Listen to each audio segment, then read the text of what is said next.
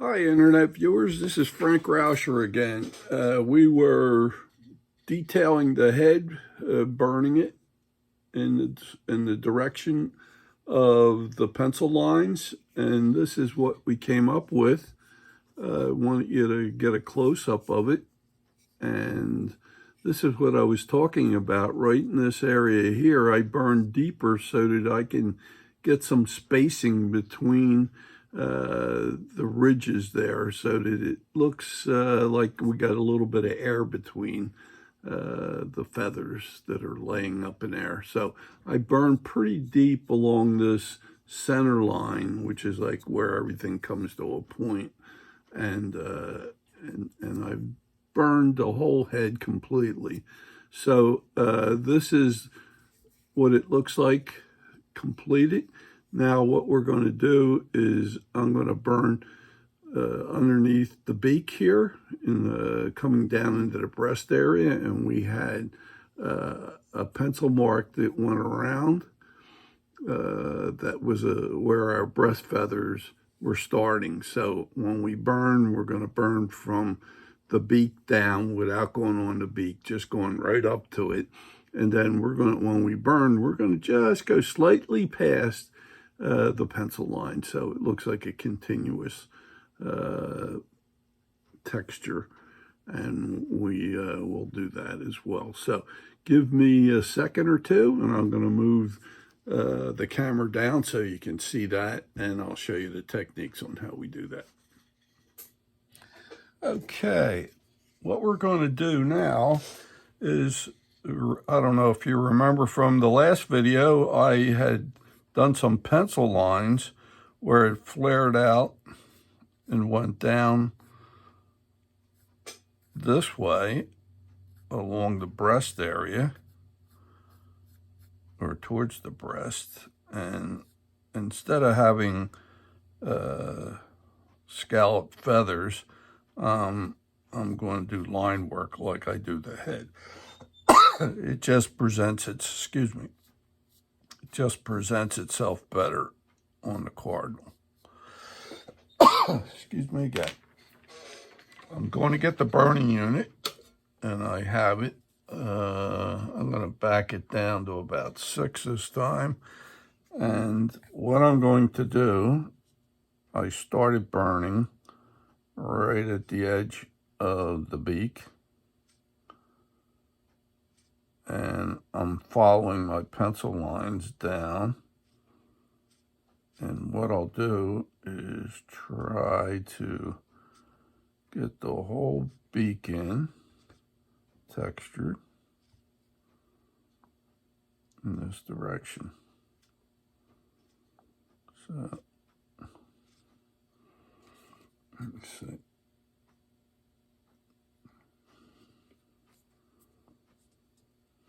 Okay.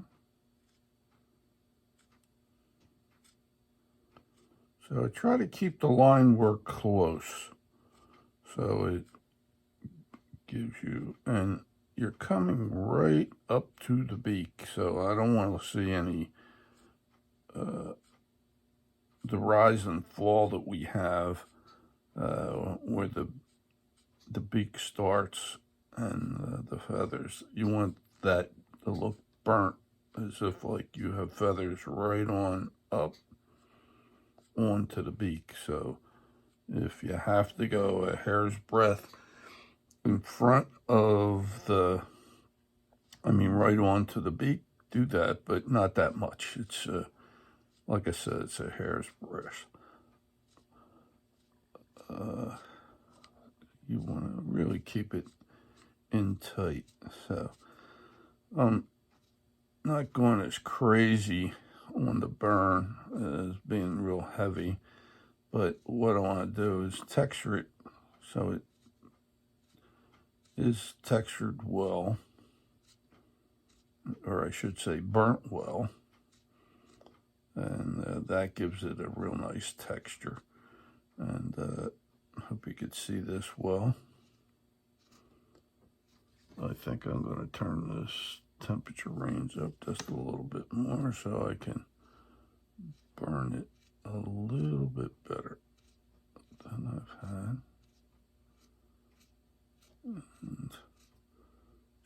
accomplish more in a short period of time here. I hope you can see this well. And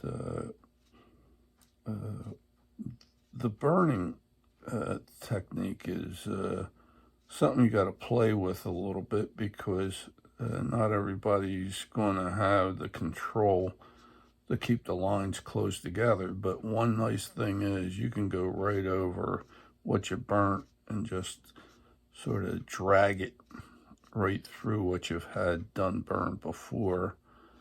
The only time you got to be critical is like right in this area here where you're burning almost onto the beak. So what I'm asking you to do is just make this more of a controlled burn right in this area. And then you could randomly go at it when you go down towards the breast area. Now, what I try to do is that area we left where we recessed the beak is lower and it looks like the feathers were higher, or the area we're burning now is higher. I want you to sort of level that with the pen, and that will take it down so it looks like the feathers are just starting out on the beak and then following back onto the body. So coming in here, and this is what I'm going to do. I'm coming all the way down, and I'm coming up to where we did the mantle feathers, and I just sort of encroach onto them just a little bit, and I'll move this down.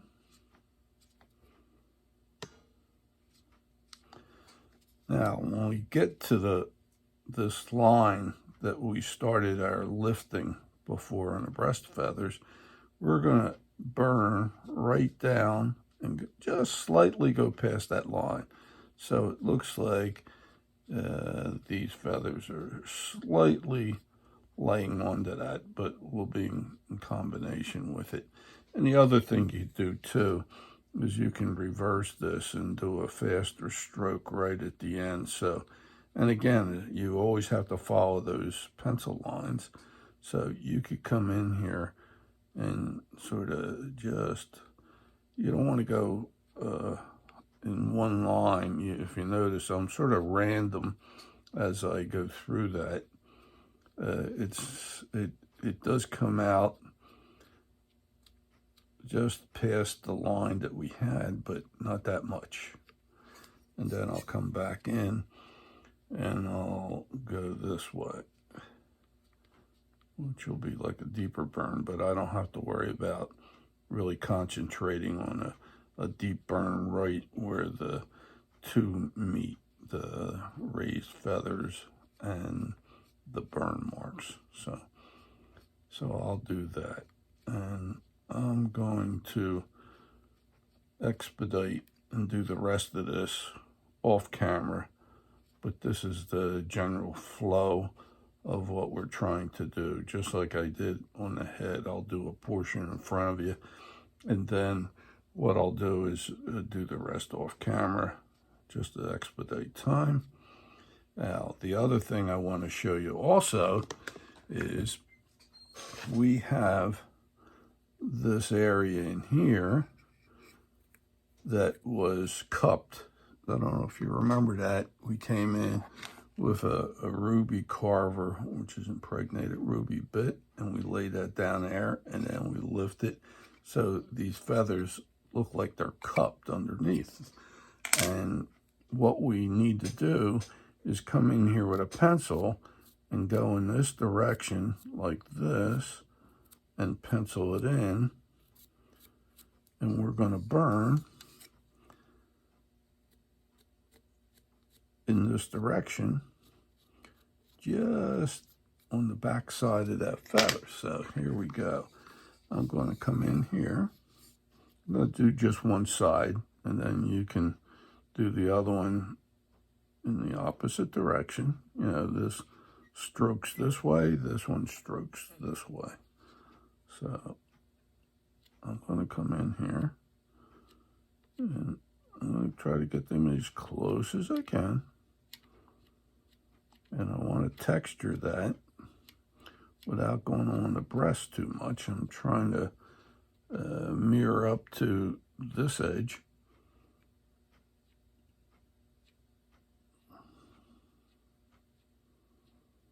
And I'm going to do this wing.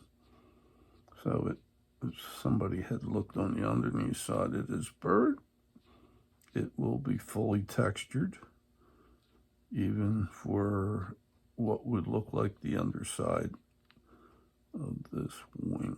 So that's what we're trying to do. We're trying to give it a complete detailed look all the way. And then I come down in here, similar direction. Now, where you have a really exposed feather out here, you could actually put like a quill in there. You could run a quill down the middle here like that for that feather that's down at the bottom here, and then you're coming off of that quill. So that's something else you could do, or you could just do straight line work like this that I'm doing now. And then the quill is there, so I'll try to do a 45 because you have the quill, and then the veining is basically like a 45 degree. Now, it gets a little tricky in here because you want to get in and burn tight. So what I do is I drag this backwards, and I also have this grouping up here that's exposed a little bit. So I'll come in here and I'll just hit the tips of that one. And that should give me enough detail to at least make that look legitimate too, as far as feathering goes. So that should take care of that. Let me just come in here and touch that up a little bit. So what I've done on this side, I'm going to do on the other side, and you're coming up to the breast feathers, but you're not going on to them, okay? Because this wing wants to look like it's rolling around, and the breast feathers are coming up on it. So you need some separation. So I usually run a pencil line right along here, so I know where I want to leave the breast alone, and I want to start this line work coming up this way. So I hope you got something out of this one. Again, I'm going to complete all this burning when I get off camera, and I'll do the rest all the way around. And like I said, it's a lighter burn just past this pencil line we had around here, which was about an inch down from the beak edge there to here. And then we circled it around. I don't know if you remember that from the last video. And this side here will burn the same as this, and we will have textured the whole bird. So I hope you got something out of this one as well. Again, I burned deep up in here, and if you did get something out of it, I wish you would give me a thumbs up, and if you would subscribe to my channel, I'd appreciate that too, and we will try to give you more details. I think what we're going to try to do next is setting the eyes, and we will do that, and I'll show you how to do that as well. And then we'll go to the beak, and we'll almost be ready for painting. So hope to see you on the next video, and again, I thank you very much.